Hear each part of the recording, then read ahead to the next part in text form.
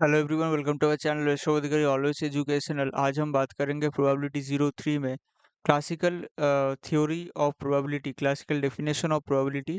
वो हम स्टार्ट किए थे क्लास यहाँ पे जो सेकंड क्लास हुआ था प्रोबेबिलिटी का, प्रोबेबिलिटी 02 में।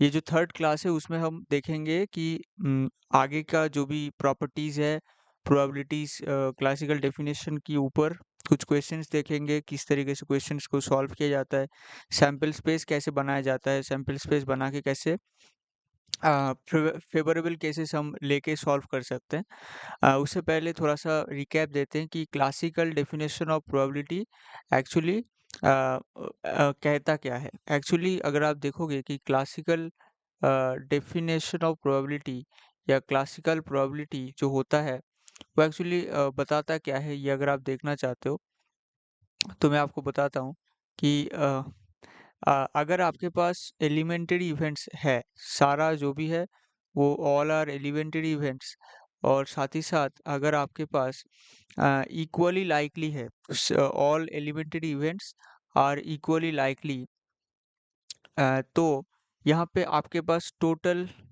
नंबर ऑफ अगर आपके पास एलिमेंटरी इवेंट्स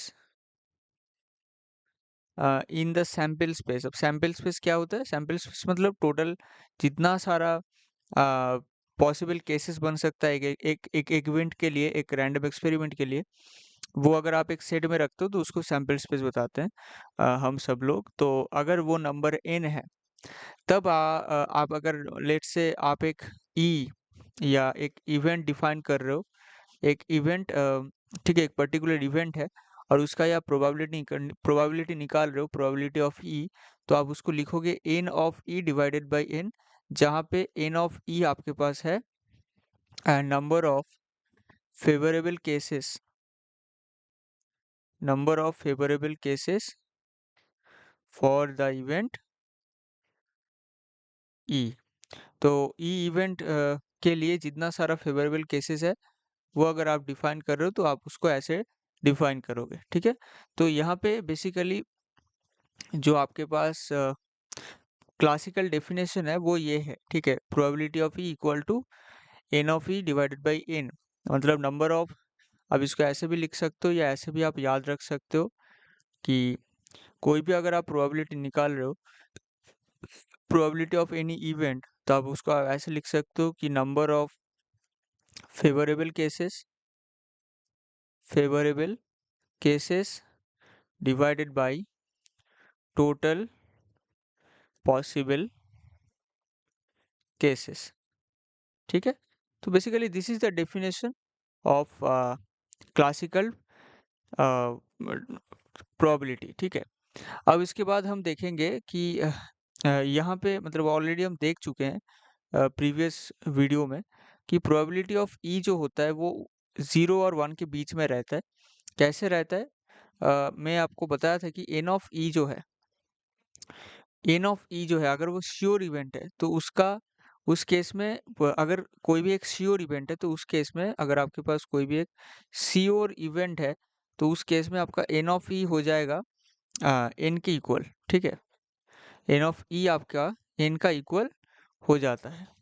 तो अगर एन के इक्वल हो जाएगा तो आप बता सकते हो कि जो प्रोबेबिलिटी ऑफ ई हो जाएगा वो है n बाई एन, सो 1 हो जाएगा। तो probability of E for a sure event वो आपका 1 हो जाएगा। और अगर कोई भी एक आपका नल इवेंट, या आप ऐसे बोल सकते हो कि जो पॉसिबल नहीं है, इम्पॉसिबल इवेंट जो है, ठीक है, for any impossible event, impossible event आपका जो एन ऑफ ई हो जाएगा वो 0 हो जाएगा। तो उस केस में आपका प्रोबेबिलिटी कितना हो जाएगा? 0 बाई एन मतलब 0।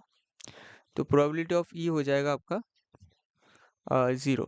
तो उस केस में आप देख सकते हो कि probability of impossible for impossible event, probability of E equal to 0, probability of that event equal to 1 for a sure event. तो उसके बीच में आपका लाई करेगा कोई भी, अगर आपका प्रोबेबिलिटी है, कोई भी एक इवेंट है तो उसका अगर प्रोबेबिलिटी है तो 0 और 1 के बीच में लाई करेगा। इस तरीके से हम इसको बता सकते हैं, ठीक है। इसके बाद हम देखेंगे इतना एक्चुअली हम देख चुके हैं, उसके बाद हम देखने वाले हैं। तो यहाँ पे आप देख सकते हो P of E equal to NE by N. The classical definition of probability can be put it in a uh, different way which runs like this. इस तरीके से भी आप देख सकते हो कि outcomes of a random variable and outcomes are there where N is finite and the outcome are exhaustive, mutually exclusive and equally likely. Exhaustive means उसके बाद मतलब नंबर ऑफ पॉसिबल केसेस जो है उसके बाद और कोई भी केसेस पॉसिबल नहीं है। और म्यूचुअली एक्सक्लूसिव इसका मतलब है कि हर एक इवेंट एक एक बार हम परफॉर्म किए हैं, मतलब वन एट अ टाइम हम परफॉर्म कर रहे हैं। अगर आप टॉस कर रहे हैं उसके बाद आपके पास हेड आ रहा है तो उसी के बीच में आप कोई भी एक टॉस करके आपका एक अनदर आउटकम आप नहीं निकाल रहे हो। हर एक टाइम पे वन एट अ टाइम आप एक आपके पास इवेंट का आउटकम आ रहा है और उस तरीके से आपका सैंपल स्पेस बन रहा है, तो उसको हम बोलते हैं। उसी केस में आपका जो भी इवेंट्स है वो आपका म्यूचुअली एक्सक्लूसिव है, या आप वो जो रैंडम एक्सपेरिमेंट कर रहे हो वो आपका म्यूचुअली एक्सक्लूसिव है। और इक्वली लाइकली मतलब क्या है?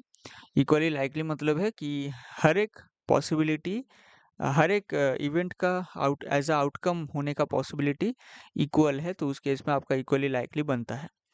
और उस केस में अगर आपका एन ई है number of favourable cases and अगर आपका एन है number of all possible cases, then आपका पी ई हो जाएगा N E divided by N, same thing है। और यहाँ पे आप देख सकते हो एन ई मतलब number of favourable cases of any event cannot exit in and it will be definitely greater than or equals to 0। तो उस केस में 0 और 1 के सॉरी 0 और n के बीच में रहेगा। और उस केस में अगर आप n से डिवाइड कर दोगे पूरा इनइक्वालिटी को तो आपके पास n e divided by n आ जाएगा। मतलब आप देख सकते हो ये वाला, so n E divided by n आ जाएगा और आपका राइट साइड में 1 आ जाएगा, लेफ्ट साइड में 0 आ जाएगा। तो उस केस में मैं जो आपको बताया कि प्रोबेबिलिटी ऑफ एनी इवेंट वो आप लिख सकते हो 0 और 1 के बीच में होगा। 0 भी हो सकता है, 1 भी हो सकता है, और उसके बीच में हो सकता है। 0 से नहीं छोटा होगा और 1 से ज़्यादा बड़ा नहीं हो सकता है। In particular, if E be an impossible event, then N equal to 0 and hence P equal to 0. Again, आप श्योर इवेंट के लिए आप बता सकते हो। मैं जो ऐसा जैसे मैं आपको बताया इम्पॉसिबल और श्योर इवेंट की केस में क्या होगा। The probability of an impossible event is 0 and that of a sure event is 1, जो मैं आपको बताया। The converse of this statement are not necessarily true. मतलब अगर आपके पास कोई भी इवेंट का प्रोबेबिलिटी 0 आ रहा है तो उस केस में वो इम्पॉसिबल है, इसका कोई मतलब नहीं है। वो डिपेंड करता है, बेसिकली वो ऐसा हो सकता है कि इम्पॉसिबल इवेंट नहीं है लेकिन फिर भी उसका प्रोबेबिलिटी 0 हो गया है, ऐसा भी हो सकता है। और सेम तरीके से कोई भी अगर श्योर इवेंट है तो वो 1 होगा, लेकिन किसी का अगर प्रोबेबिलिटी 1 हो रहा है तो बेसिकली वो श्योर इवेंट है। इसका भी कोई पॉसिबिलिटी नहीं है। किसी किसी केस में ऐसा हो जाता है, किसी किसी सर्कमस्टेंस में हमें दिखता है। जैसे कोई भी अगर लेट्स से एक मैच चल रहा है जिसमें एक टीम इतना ज़्यादा शक्तिशाली लास्ट ओवर में स्लॉग ओवर्स में मतलब रन बना रहे हैं, इतना अच्छा परफॉर्म कर रहे हैं कि उस केस में उसका प्रोबेबिलिटी ऑफ विनिंग हो गया 1। तो ऐसा हो ही सकता है। तो ये डिपेंड करता है सिचुएशन के ऊपर। बट अगर कोई भी एक श्योर इवेंट है उसका प्रोबेबिलिटी 100% 1 होगा, और अगर कोई भी एक इम्पॉसिबल इवेंट है तो उसका प्रोबेबिलिटी 0 होगा। But the converse of these statements are not necessarily true. If, however, the sample space be finite, then the converse is true in each cases. ठीक है? अगर the sample space is finite, अगर sample space आपका finite है, then converse is true in each cases. Finite cases में ऐसा बोला जा रहा है कि converse true होगा in each cases. ठीक है? If the occurrence of an event A1 implies the occurrence of another event A2, then you can tell that probability of A1 is lesser than or equals to probability of A2। मतलब अगर मान लो A1 हो रहा है और उसी case में आपका A2 हो रहा है, A1 हो गया है और उसके बाद वो इम्प्लाई कर रहा है कि A2 भी होगा, तो उस केस में आपका प्रोबेबिलिटी ऑफ A2 हमेशा ज़्यादा होगा प्रोबेबिलिटी ऑफ A1 से, या इक्वल भी हो सकता है, बट प्रोबेबिलिटी ऑफ A1 हमेशा मतलब कभी भी ज़्यादा नहीं होगा प्रोबेबिलिटी ऑफ A2 से, ठीक है? ये कुछ इंपॉर्टेंट प्रॉपर्टीज़ है, इसको आप अलग से लिख सकते हो। Probability of A1 is lesser than equals to probability of A2। अगर occurrence of A1 is implying that occurrence of A2 will be means happen, then you can tell this inequality, ठीक है? Since occurrence of A1 implies the occurrence of A2, A1 is a subset of A2, ठीक है? मतलब इसको कैसे आप proof कर सकते हो basically? Since occurrence of A1 implies the occurrence of A2, then A1 is a subset of A2। Basically A2 जो सेट है टोटल, उसी सेट के एक छोटा सा सबसेट है, ठीक है? उसी सेट के अंदर ही एक सेट है, सबसेट जिसको हम बोलते हैं, वो है आपका A1। तो A1 अगर ऑकर कर रहा है तो डेफिनेटली A2 ही तो ऑकर कर रहा है। और हमेशा A1 क्या होगा, जो सबसेट है, तो हमेशा बड़ा वाला सेट से हमेशा छोटा होगा। या इक्वल भी हो सकता है, बट बड़ा कभी नहीं हो सकता है। तो इसलिए वो A2 हमेशा बड़ा होगा और A1 हमेशा छोटा होगा, ठीक है? उस केस में आप देख सकते हो कि probability of A2 is greater than और equal to probability of A1। In particular, A1 and A2 are equivalent. A1 implies A2 and A2 implies A1। अगर ऐसा केस बन रहा है कि A1 का ऑकरेंस A2 को इम्प्लाई कर रहा है, और सेम तरीके से मतलब कॉन्वर्स भी ट्रू है कि A2 का ऑकरेंस ही A1 को इम्प्लाई कर रहा है, तो उस केस में P probability of A1 will be equal to probability of A2। Basically the equality case यहाँ पे डिस्कस किया जा रहा है। उसके बाद आप देख सकते हो ऑन द इन एलिमेंटेड इवेंट्स, अगर आपका कोई भी मान लो इस तरीके से अगर हम बताएं, हमेशा प्रोबेबिलिटी को थोड़ा सा सेट से जांच करने की कोशिश करना, तो आपको थोड़ा सा आसानी होगी। Let's say this is a set of let's say this is a set ए, ठीक है? और नहीं, यहाँ पे मान लो आपका यूनिवर्सल जो भी सेट है वो यहाँ पे है, ठीक है? This is a universal set. और यहाँ पे मान लो बीच में आपका कोई एक ए सेट है, बीच में आपका ए सेट है, इस तरीके से let's say this is a. And आपका प्रोबेबिलिटी ऑफ ए जो है वो क्या हो रहा है, probability of A plus probability of A prime. अब प्रोबेबिलिटी ऑफ ए प्राइम, या इसको ऐसे भी बोल सकते हो प्रोबेबिलिटी ऑफ ए कॉम्प्लीमेंट। इसका मतलब है कि नॉन ऑकरेंस ऑफ ए, ठीक है? कि ए ऑकर नहीं कर रहा है, उसको छोड़ के बाकी सारा कुछ ऑकर कर रहा है।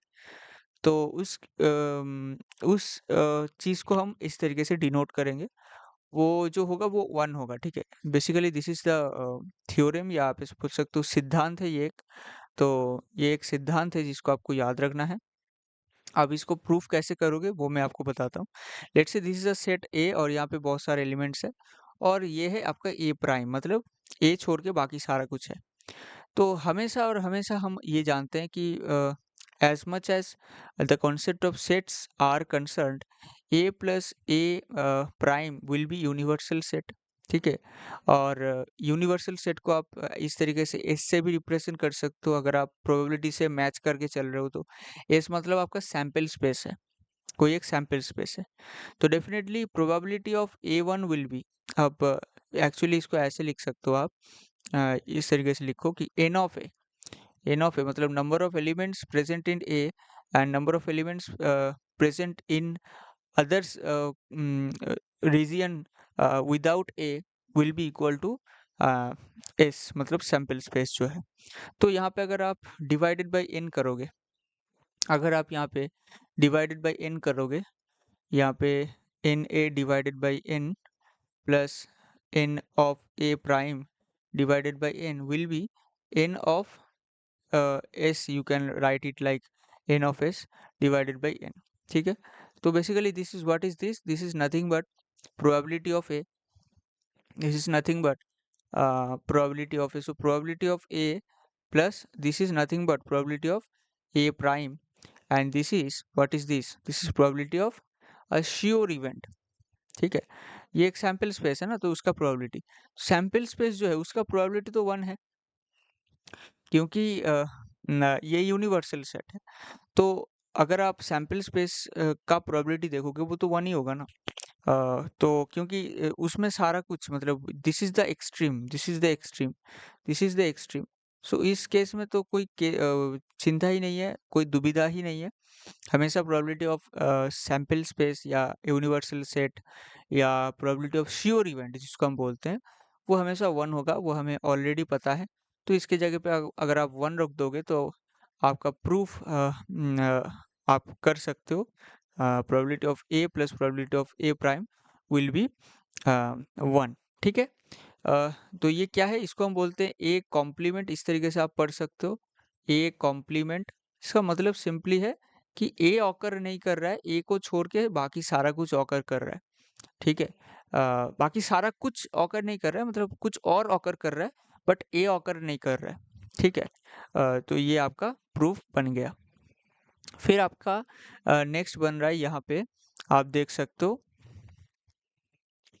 यस, बेसिकली यहाँ पे एन है, ठीक है? बेसिकली आप यहाँ पे एन लिख सकते हो, इसको आप ऐसे लिख सकते हो, एन डिवाइडेड बाई एन, क्योंकि एन ऑफ एस आपका एन है, ठीक है? आप ऐसे भी लिख सकते हो। फिर आपका नेक्स्ट आता है यहाँ पे, in statistical literature sometimes we come across the expression odds in favor of an event and odds against an event, ठीक है? odds in favor of an event, तो यहाँ पे आप इसको अलग से नोट कर सकते हो कि odd, यहाँ पे ऐसे नोट कर सकते हो आप, odd in favor of an event, ठीक है? और आपके पास क्या है? odd against an event, so odd against an event।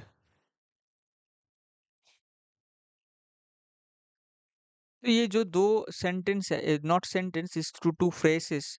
सो इस तरीके ये जो फ्रेसेस आपको मिलेगा, इस फ्रेज को आप किस तरीके से मैथमेटिकली एक्सप्रेस करोगे, इसी का ही हम बात करेंगे यहाँ पे, ठीक है? तो इसको हम कैसे मैथमेटिकली एक्सप्रेस कर सकते हैं, ध्यान से देखना यहाँ पे। odds in favor of an event are m is to n implies, actually you have to clear about the proportion also, or you can say the probability also, is m is to n, ठीक है? इस तरीके से आप लिखो, और यहाँ पे आप इस तरीके से लिखो,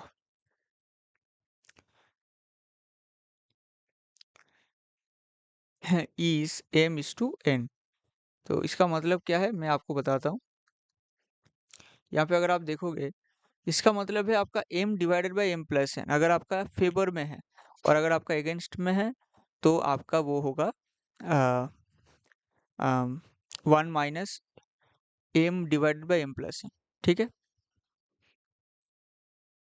तो अगर odd in favour of an event है m इज टू n, तो उसका मतलब है p of e equal to m divided by m plus n। और अगर odd against an event m is to n है, तो उसका मतलब है p ऑफ ई कॉम्प्लीमेंट, मतलब ई नहीं हो रहा है, ई ऑकर नहीं कर रहा है, ई को छोड़ के बाकी कुछ ऑकर कर रहा है, तो उसको लिख के equal to M by divided by M plus N, ठीक है? तो ये बेसिकली प्रोपोर्शन है, जो राइट साइड का है, प्रोपोर्शन का कॉन्सेप्ट है, लेकिन ये जो लेफ्ट साइड का है, ये आपका प्रोबेबिलिटी का कॉन्सेप्ट है, ठीक है? और याद रखना, इसको आप और भी एक्सपेंड कर सकते हो, ये वाला जो चीज़ है इसको आप एक्सपेंड करके 1 माइनस प्रोबेबिलिटी ऑफ ई लिख सकते हो equal to m divided by m plus n। इसका ये क्यों लिख सकते हो, क्योंकि आपका probability of e plus probability of e complement equal to होता है 1, ठीक है? इसका मतलब है probability of e complement equal to 1 minus probability of e। यहाँ से अगर आप प्रोबेबिलिटी e निकालना चाहते हो, तो इसका मतलब है 1 minus m divided by m plus n। इसको आप फिर से एक्सपेंड कर सकते हो, m plus n minus m divided by m plus n। इसका मतलब आपके पास n divided by m plus n आ रहा है, किसका वैल्यू? Probability of e। तो इसका मतलब अगर आपके पास against probability, against an event है, let's say this event is e, so उस केस में आपका प्रोबेबिलिटी ऑफ ई क्या होगा, n divided by M plus n. अगर आपके पास फेवर में है तो उस केस में आपका प्रोबेबिलिटी ऑफ ई क्या होगा, M divided by M plus N. ठीक है, तो आप इसको नोट कर सकते हो,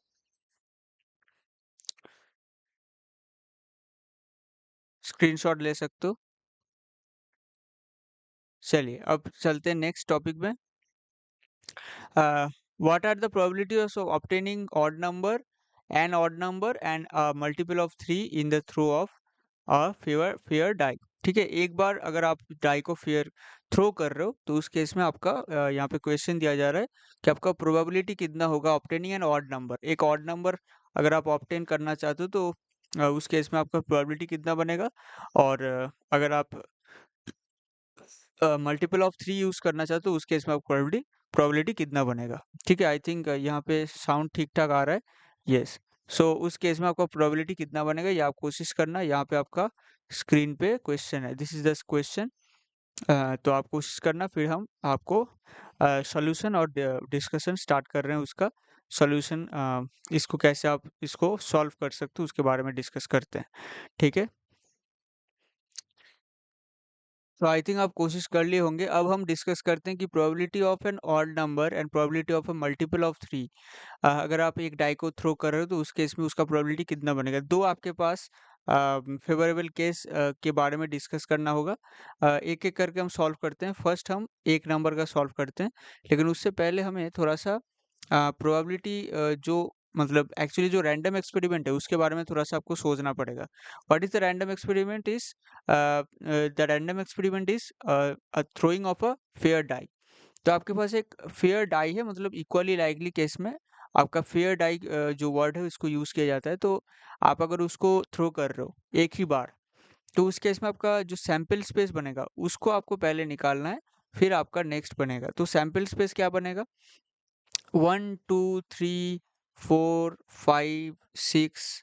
ठीक है, मतलब या तो 1 गिरेगा या तो 2 गिरेगा या तो 3 गिरेगा या तो 4 गिरेगा या तो 5 गिरेगा या 6 गिरेगा। तो यहाँ पे 6 पॉसिबिलिटीज आपके पास बन रहा है। तो यहाँ पे आपका सैंपल स्पेस रेडी हो गया। फिर आपको बोला जा रहा है फर्स्ट केस, मतलब जो फर्स्ट आपका एक्सप्रेशन है, फर्स्ट जो आपका क्वेश्चन है वहाँ पे आपको बोला जा रहा है कि ऑड नंबर निकालने का प्रोबेबिलिटी क्या होगा। Odd number, probability of odd number, इसको ऐसे लिखते हैं। ठीक है, this is the classical definition of probability. उससे आप सॉल्व कर सकते हो। तो ऑड नंबर यहाँ पे क्या है, 1 है, 3 है, 5 है। यहाँ पे कितना है, 3 ऑड नंबर्स है। तो आपका पहले आपको क्या लिखना पड़ेगा, number of favourable cases, number of favourable cases, और डिवाइड क्या करना है, number of all possible cases. यहाँ पे ऑल पॉसिबल केसेस क्या क्या है, यहाँ पे ऑल पॉसिबल केसेस है टोटल, यहाँ पे 6 ऑल पॉसिबल केसेस है, 1 2 3 4 5 6। तो यहाँ पे नीचे आपका हो जाएगा 6, और ऊपर आपका क्या होगा, नंबर ऑफ फेवरेबल केसेस के अंदर 3 है। ठीक है, तो यहाँ पे नंबर ऑफ फेवरेबल केसेस है 3 और number of all possible cases है 6। तो यहाँ पे 3/6 हो गया। यहाँ पे आप अगर लिख सकते हो 1/2। ठीक है, तो प्रोबेबिलिटी ऑफ ऑड नंबर जो होगा वो आपका होगा हाफ यहाँ पे। ठीक है, फिर आपके पास है नेक्स्ट क्वेश्चन, सेकंड क्वेश्चन क्या है, मल्टीपल ऑफ 3 आपका होना चाहिए। मल्टीपल ऑफ 3 मतलब आप समझ सकते हो कि आप 3 का अगर टेबल यहाँ पे याद करते हो तो 3 into 1 equal to 3, 3 into 2 equal to 6, 3 into 3 equal to 9। These all are multiples of 3। तो यहाँ पे अगर आप देखो 3 6 9, this all numbers are multiple of 3। So यहाँ पे अगर आप देखोगे ऐसा ही नंबर आपको ढूंढ के निकालना है फ्रॉम द सैंपल स्पेस। यहाँ पे अगर आप देखोगे 3 है और 6 है और कोई नंबर आपको दिखेगा नहीं। तो यहाँ पे मल्टीपल ऑफ 3 का अगर आप प्रोबेबिलिटी निकालना चाहते हो, second one, probability of multiple of 3 यहाँ पे क्या हो जाएगा, 2 divided by total number of possibilities क्या है, 6। वो हमेशा 6 ही रहेगा, क्योंकि यहाँ पे जो है 6 है आपका सैंपल स्पेस का size, number of elements in the sample space, तो वो आपको 6 ही लिखना पड़ेगा। और नीचे आपका और ऊपर में आपका 2 होगा, क्योंकि मल्टीपल ऑफ 3 यहाँ पे 3 एंड 6 है इन द सैंपल स्पेस और कोई नंबर नहीं है। तो यहाँ पे 2/6 आंसर हो जाएगा 1/3। तो probability of multiple of 3, multiple of 3 equal to 1/3। अभी ये किस केस में है? ये जो रैंडम एक्सपेरिमेंट है या जो ये जो रैंडम एक्सपेरिमेंट आप किए हो वो है एक ही बार को अगर आप एक फेयर डाई को थ्रो कर रहे हो तो उस केस में आपका ये मल्टीपल ऑफ 3 की केस में प्रोबेबिलिटी 1/3 होगा और ऑड नंबर आने का प्रोबेबिलिटी हाफ होगा। ठीक है? तो इस तरीके से आपको क्वेश्चन को सॉल्व करना है through classical definition of probability. Classical definition of probability. तो इस तरीके क्लासिकल डेफिनेशन ऑफ प्रोबेबिलिटी से इस तरीके से आपको क्वेश्चन को सॉल्व करना है। ठीक है? तो यहाँ पे कुछ होमवर्क आपके पास रहेगा तो आप उस क्वेश्चन को करना। ठीक है? मैं आपको यहाँ पे लिख देता हूँ, आप उसको नोट कर सकते हो या स्क्रीनशॉट ले सकते हो। नेक्स्ट सेशन में उसको हम डिस्कस करेंगे, फिर आगे बढ़ेंगे। ठीक है? तो यहाँ पे कुछ बेसिक क्वेश्चंस है आपके लिए। आप देख सकते हो स्क्रीन पे, पॉज करके आप नोट कर सकते हो। A fair die is rolled. What is the probability of occurring an odd number? A fair coin is tossed. What is the probability of occurring head and tail? Rajat has made a die in which the following numbers are present in 6 sides of the die. यहाँ पे लिखा हुआ है what is the then कुछ questions है what is the probability of getting 2 if it is rolled once, what is the probability of getting an odd number if it is rolled once। तो यहाँ पे कुछ questions है, ये आप note कर सकते हो। मैं यहाँ पे मैं थोड़ा-सा वेट कर रहा हूँ, आप इसको स्क्रीनशॉट ले सकते हो या नोट कर सकते हो पॉज़ करके, इसको भी आप नोट कर सकते हो, ठीक है? तो यहाँ पे हम ये सेशन क्लोज़ करते हैं। नेक्स्ट सेशन में हम ये सब क्वेश्चंस देखेंगे, बहुत ज़्यादा बेसिक क्वेश्चंस हैं, बहुत जल्दी-जल्दी हो जाएगा और फिर उसके बाद आगे का जो भी चीज़ें हैं, उसको देखेंगे। बहुत सारा चीज़ प्रोबेबिलिटी में होगा, बहुत सारा लेक्चर्स होने वाला है, तो इस पूरा सीरीज़ को फ़ॉलो करना, चैनल को सब्सक्राइब करके रखना, ऐसे ही वीडियोज़ मिलता रहता है। और प्रोबेबिलिटी के ऊपर तो बहुत सारा क्वेश्चंस होगा, लेक्चर्स बहुत सारा डिज़ाइन किया गया है और आने वाले दिनों में अपलोड होगा, तो आप इस चैनल को सब्सक्राइब करके बेल आइकन को ऑल और ऑन प्रेस करके रखिए तो ताकि आपको नोटिफिकेशन मिल पाए प्रोबेबिलिटी का या अदर एजुकेशनल वीडियोज़ के ऊपर वीडियोज़ के बारे में और साथ ही साथ बहुत सारा counselling related videos, scholarship related videos और गाइडेंस प्रोवाइड किया जाता है इस चैनल पे। तो डेफ़िनेटली चैनल को सब्सक्राइब करके बेल आइकन को ऑन कर लीजिएगा। मिलते हैं नेक्स्ट वीडियो में। तब तक के लिए गुड बाय।